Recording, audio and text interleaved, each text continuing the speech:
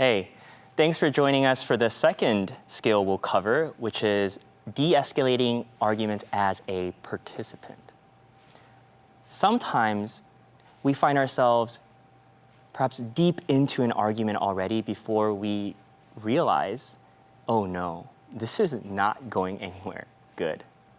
And we're regretting even coming down this path, right? But your fight or flight response is already set off. Your brain is screaming at you, you gotta win this argument. Your pride won't let you say sorry. There's a number of reasons why we just sometimes go through with it. And sometimes we win that argument, but only to walk away feeling victorious, perhaps for a short time, before that regret sets in. And we're like, oh, I wish I didn't even have to go through all of that. I wish I really didn't say that, right? And so this is gonna be a set of tools that can help you perhaps even catch yourself before you fall down that slippery slope of an argument, and what to do to perhaps not just get yourself out of that argument, but to help you and whoever you're engaged with get to a better place of healthier and more constructive conversations. So I'm gonna reintroduce and re-invite my friend Ryan Nakade up, who's gonna walk us through these skills. Ryan? All right. Okay, so you're in an argument. You've found yourself caught in a crossfire as a participant. What do? So 4 skills. The first one is to check in with yourself and calm yourself in whatever way that works for you. That could be taking deep breaths. For some people, it's being aware of what parts of your body are being tense and relaxing them. I personally like to press this spot on my hand right here. Some people move their neck very gently. Just anything to just check in with yourself and make sure that if you speak back or react, you're not reacting from a place of frustration, defensiveness, being triggered, being hurt, etc. You're giving a little bit of space for grace and creating a little internal buffer zone. Sometimes that might mean waiting a few seconds, but just don't worry, wait a few seconds and then compose yourself a little bit. And that gets right into the second skill, which is leading with curiosity. You know, they say it's very hard for the brain to quantum leap from anger and defensiveness to empathy and compassion.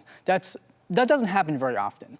But we can go from anger and frustration and defensiveness to being curious. So try to activate that curiosity. Try to prime the pump of curiosity in yourself and let that curiosity wash away difficult frustrations and become curious about the other person's perspective. Become curious about their viewpoint, their values, their life experiences, their social or cultural context, and all the factors that might have led them to that perspective they're sharing now that's activating the group. And this gets to the third skill, which is using I statements when sharing your own point of view. What we want to avoid is to make statements as if this is the way that it is. This is just the way the world works. I have the facts. That implies I'm right and you're wrong. That's not the most helpful framework for a good dialogue, right? But if you say, hey, this is where I'm coming from, this is my point of view, and this is how I got to where I'm coming from, share it like that. It softens your statement, it's a little bit more gentle, and it allows other people to begin to empathize and become curious with where you're coming from. And that brings us to the last skill, the fourth skill, which is to end with a question. So a lot of times when people will just spit off whatever opinion they have, they'll say their opinion and then they'll mic drop the opponent. Be like, this is what I believe, mic drop, end of story, silence. Don't do that, right? So when you end with a question, you go back into the flow of dialogue. You say, hey, this is where I'm coming from. These are the life experiences that brought me to where I am. What do you think about that? I want to hear from you. What is your reaction to that? How does your life experiences compare to mine? How does it align with your values? You're signaling that you're opening the conversation and generating that flow of dialogue so you're not abruptly cutting things off right there and then. And again, we'll do a little demonstration where participants who are in a conflict will show some of these 4 skills so you can see how it's done in real time.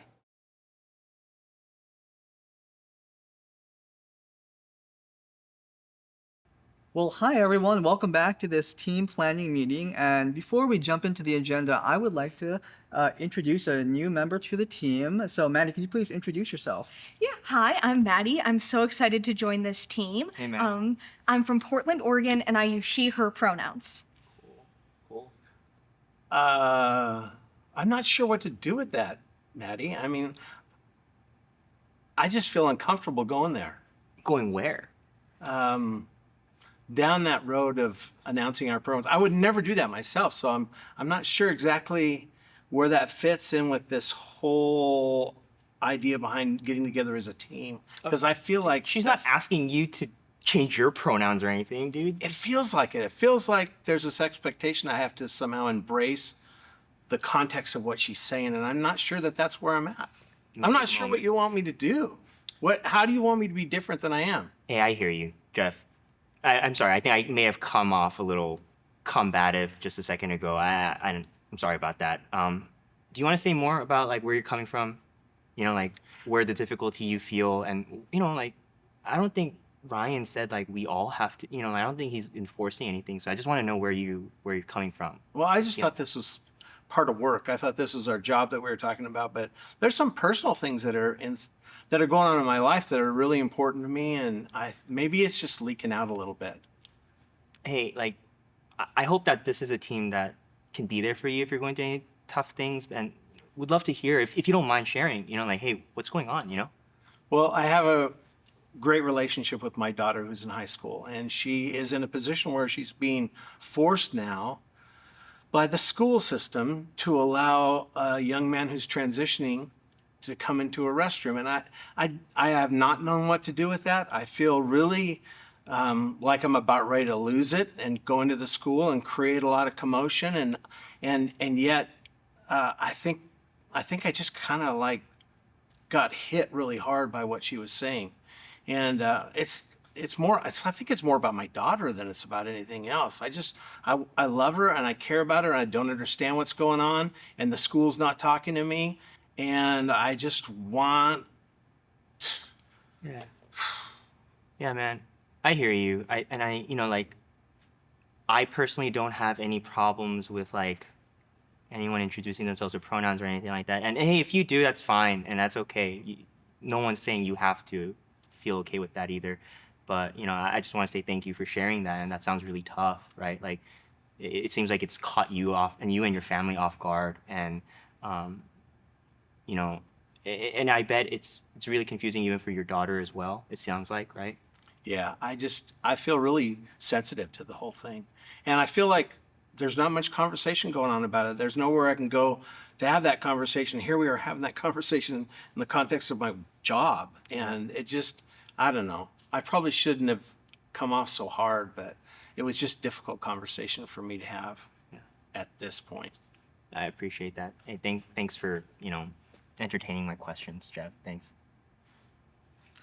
All right, great. So what we saw was Ray initially getting into a tit-for-tat with Jeff, but then Ray eventually caught himself and kind of first took that move to de-escalate himself, come with curiosity. And then when it seemed appropriate to open up that more personal dimension of Jeff's life so we can all understand the deeper story and context from which he's coming from, note that Ray asked, you know, or said, this is a group where ideally we would want to be able to support each other on a more intimate level. Is it okay if you want to share? Do you feel comfortable sharing? And he may have said no, but in this case he said yes and did feel comfortable. So I that was a good skill too. What did that feel like to first be aware of your escalating tendency and then kind of roll it back? Yeah, I think in my head at that moment, I was like, oh, like we could just kind of go back and forth about like me, you know, get to a point where I don't think I wanted to say anything like that would be personally insulting or like an ad hominem attack against Jeff, right? You know, in the context of we're a working team too. But I also saw that like this conversation, this back and forth wasn't going anywhere really productive. And then like, I was very mindful of just how awkward this must have been for everybody else just watching this happen. And so I wanted to try to find a way to push this conversation or guide this conversation in a way that was a little bit more constructive and perhaps healthier. And it could tell like there's something more fundamental than just the pronouns thing. Well, thanks for joining, everyone. That was fun.